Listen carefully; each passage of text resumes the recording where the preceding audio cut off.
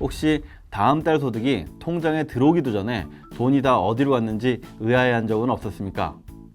재무 계획을 세우지 않는 사람들은 대부분 자신의 소득이 얼마나 되며 어디서 들어오고 어디로 나가는지 잘 모르는 경우가 많은데요.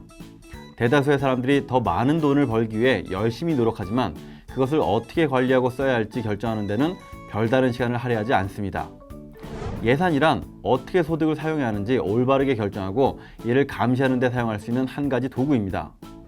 예산은 한마디로 기대소득에 기초한 지출 계획이라고 말할 수 있겠습니다. 소득과 지출의 균형을 맞추는 계획인 셈이죠. 재무 목표에 따라 소득과 지출을 통제하는 계획이라 할 수 있겠습니다. 단기 재무 목표를 이루는데 꼭 필요한 행동 계획이며 또한 장기 재무 목표의 성취에 나아갈 수 있도록 해주는 중요한 재무 설계의 수단인 것이죠. 그래서 예산은 단기와 장기 재무 목표를 달성할 수 있도록 만들어져야 하는데요. 예산은 크게 유입, 즉 들어오는 부분과 유출, 즉 나가는 부분의 두 부분으로 구성됩니다. 유입은 일반적으로 그 양이 정해져 있고요. 그렇기 때문에 유출의 양도 유입의 한도 내에서 정해지게 됩니다. 어떤 사람들은 돈이 얼마나 들어와서 어디로 나가는지 잘 알지 못합니다. 대부분의 낭비는 돈에 대한 이해 부족으로부터 오는 것이죠. 예산은 돈에 대한 최소한의 훈련으로 돈을 다루는 체계적인 방법을 배우는 것입니다.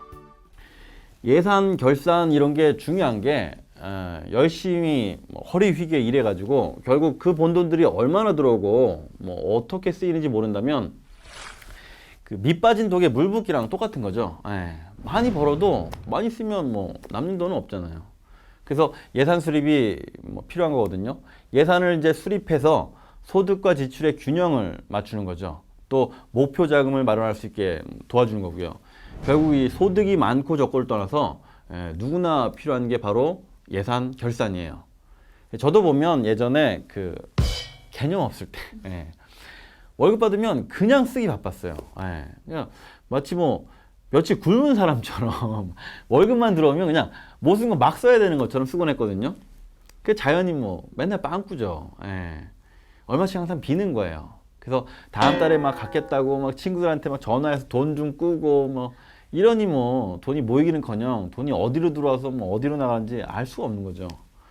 어차피 소득은 대부분 다 일정하거든요. 지출이 이제 좀 들쭉날쭉하잖아요. 그래서 급여생활자라면 특히 지출을 통제해야 되는데 이 지출 통제를 위해서라면 예산 수립하고 결산하는 게 적격이죠. 예산 수립 결산이 쉽진 않을 것 같은데요. 일하기도 바쁜데 결산까지 하려고 하면 힘들지 않아요? 바쁠 때는 아무래도 힘든 게 사실이죠. 맞아요. 저도 사실 매달 매년 막 꼼꼼하게 하긴 힘들어요. 근데 이제 몇 년 계속 잘 안 돼도 해보고 또 아내랑 또 예산도 짜보고 목표도 세우고 잘 살았나 못 살았나 결산도 해보고 하면 이게 은근히 습관이 돼요. 또 하다 보면 자연스럽게 이게 평가해보고 싶은 욕심도 생기더라고요. 그래서 그쯤 되면 이제 슬슬 몸에 배는 거거든요. 그러면 이제 머릿속에 수입과 지출에 대한 윤곽이 딱 잡히게 되는 거니까 가정 재무 생활에 좀 큰 그림이 이제 잡히는 거랄까?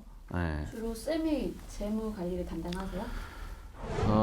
그쵸, 네. 아무래도 제가 직업이다 보니 자연스럽게 제가 주도적으로 하게 되는데, 근데 되게 남성보다는 제가 봤을 때는 여성이 좀 꼼꼼한 편이잖아요. 그죠? 여성이 하는 게 좀 좋을 것 같다. 이런 생각은 좀 자주 들어요.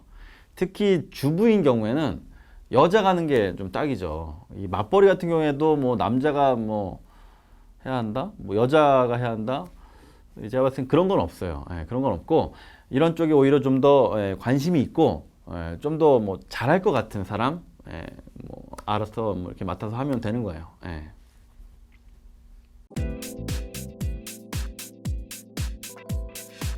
예산의 장점을 요약하면 이렇습니다.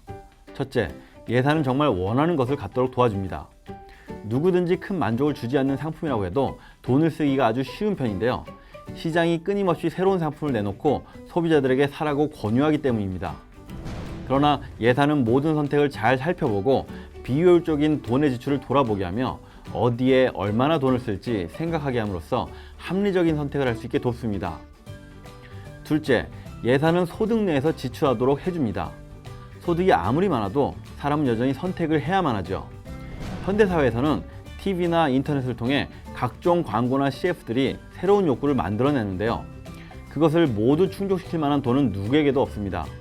결국 예산은 소득 내에서 목표의 우선순위에 따라 선택하게 하는 것입니다. 셋째, 예산은 돈 문제에 관한 가족 간의 갈등을 해결해 줍니다.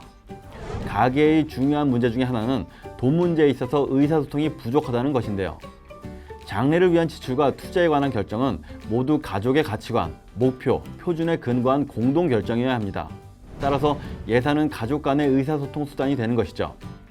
재무 목표를 이루기 위해서는 가족, 각자의 역할이 중요함을 예산을 통해 알게 해야 하는 것입니다.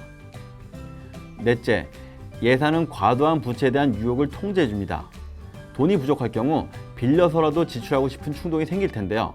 하지만 너무 많은 부채는 재무 위기를 초래할 수 있죠. 또한 삶의 자유도 제약할 것입니다. 예산의 목적 중 하나는 소득과 지출의 균형을 맞추는 것이므로 부채를 조절하게 되고, 따라서 예산은 돈뿐만 아니라 삶을 통제하는 훈련인 것입니다. 다섯째, 예산은 돈에 대한 불안한 마음을 해소해 줍니다. 예산은 단순히 하나의 도구입니다만 중요한 도구임에 틀림없습니다. 재무 문제를 발견하고 치료책을 제시해 주기 때문입니다.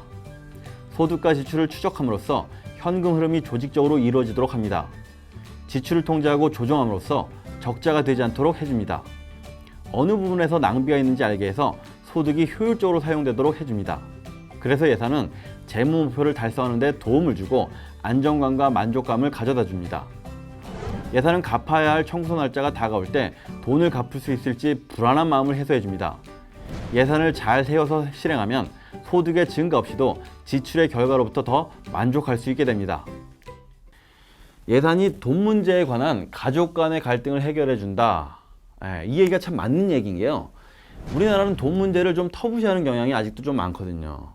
사실 돈을 떠나서 살 수 없을 정도로 자본주의 사회라고 봐야 되는데, 정작 돈 얘기를 잘 못하는 문화다 보니 이게 보이게 보이지 않게 좀 얼마나 많은 갈등이 생겨나겠어요.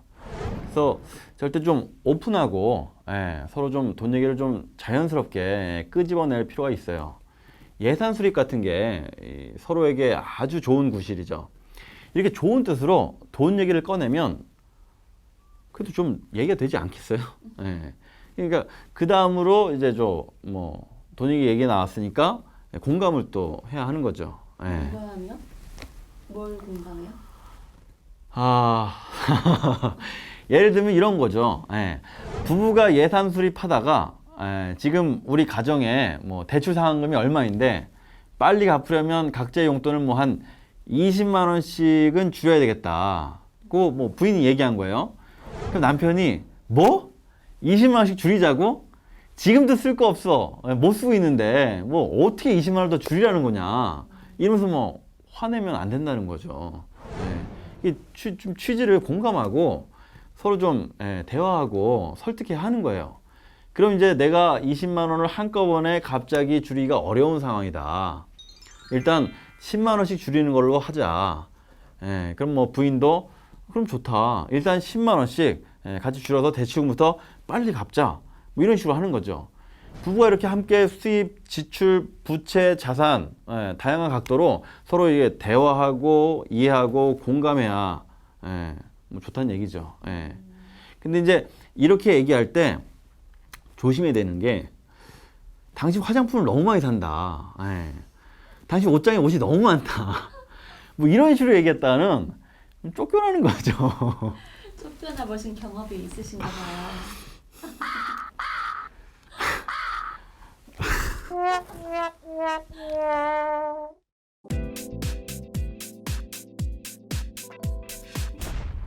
예산이 빠듯할수록 낭비해서는 안 된다. 미국의 작가 윌리엄 페더의 말입니다. 너무나 당연한 말이죠.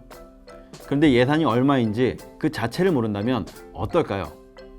여러분은 예산이 얼마인지 또 잘 실행되고 있는지 알고 계신지요?